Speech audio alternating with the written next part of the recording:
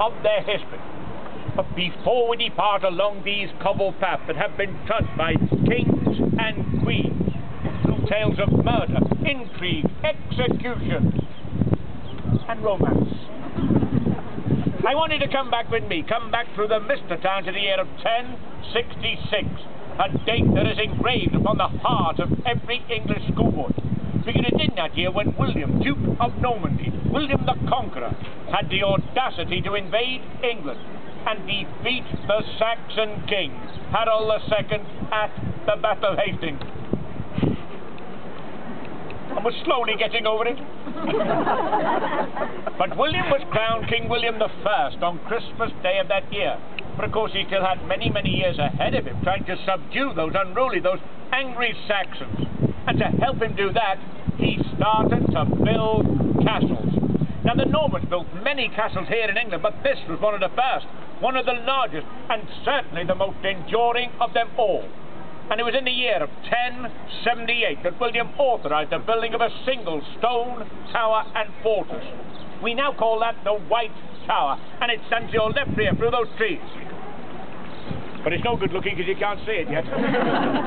But you can imagine what it was like here in London in those days, that singular Norman tower towering to almost 100 feet high, which of course was a huge structure for those days and designed to dominate, to overawe the low-standing city of London outside. Now in that city there lived angry Saxons who were still smarting at that earlier defeat, while in this tower lived a Norman king, a Norman queen, lords and ladies, all speaking a different language, speaking French. And of course here in England that lays the very foundations of legend. Tales like Robin Hood spring to mind. You know Robin Hood, don't you? Yeah. Man. Kevin Costner. But over the years, successive monarchs had added to the defences around that central tower until by the reign of Edward I, this had become the most impregnable fortress in all the known lands. But over the years, the tower itself was to be used in many, many ways. It was a home to kings and queens for well over 500 years. It was an armory where weapons would be manufactured and stored, and an observatory studying planets and stars. But it also became the site of the most feared and infamous prison in all the land. But not an ordinary prison, this. Oh no, we had the big boys here. Kings of Scotland, kings of France, queens of England, princes of Wales, lords, ladies, dukes and earls. Now I know over the years we got a little bit of bad press. And even today people think that all we did here was hang around, open these gates in the morning, bring a few lords and ladies inside, chop off their heads and lock up again at night. Well, let me assure you now, we did not. We should do it up there on that hill. Because the axe was only used 6 times throughout history behind the walls of the tower, but many, many more times up upon that hill. And you can imagine what it was like up there the day of an execution. Thousands of people would gather up there to witness a good beheading. The kids would have had the day off school. Mum would have made sandwiches. Everybody up there was in a party atmosphere. Except for one man. And he was led from the tower here on the morning of his execution.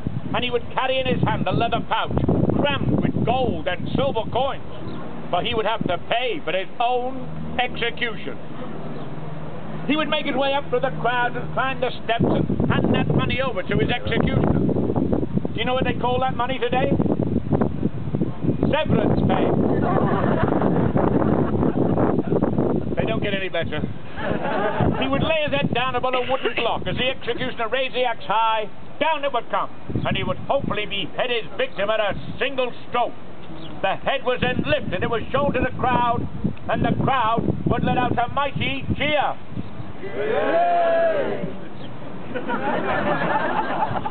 It was mightier than that. The head was then impaled down upon a spear, paraded high above the crowd through the twisting streets of London, all the way to London Bridge. Now London Bridge was then the only bridge across the River Thames, and it was there on the south side of that bridge on the old gatehouse that the head would be left, displayed alongside many, many other heads as a warning. But the body we kept for ourselves, and that was dragged back into the tower and then buried in an unmarked traitor's grave in the Chapel Royal of St. Peter. And we'll be entering that chapel later. So you ready to go? Yep. Yeah. The same route that was taken by those headless corpses? Yeah. Then let's head off.